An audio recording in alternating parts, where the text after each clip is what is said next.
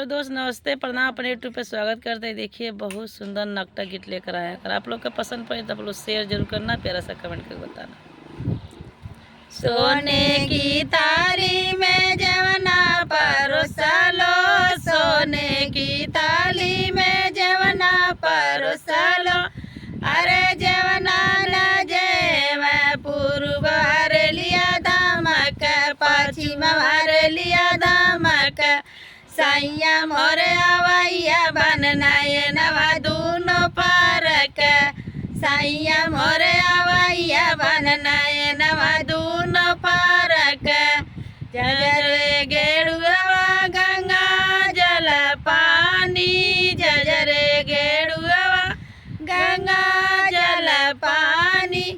अरे पानिया न पिया पूर्व हर लिया दमक, पछिया हर लिया दमक, सैया मोरे आवैया बनना ये नवा दूनो पारक, सैया मोरे आवैया बनना ये नवा दूनो पारक, लवंग इलाची के बिरवा जोरवालो, लवंग इलाची के बिरवा जोरवालो, अरे बिरवा न कूचा पूर्व हर लिया दमक, पछिया हर लिया दमक,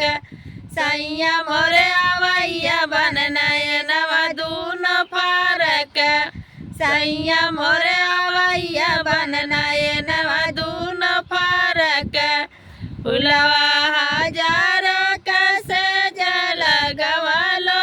फुलवा हजार से जल गवालो,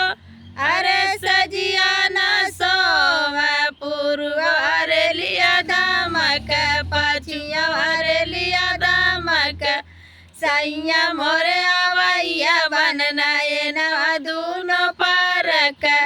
सैया मोरे आवैया बनना ये नवा दूनो पारक। के बहुत सुंदर छोटा सा प्यारा गीत।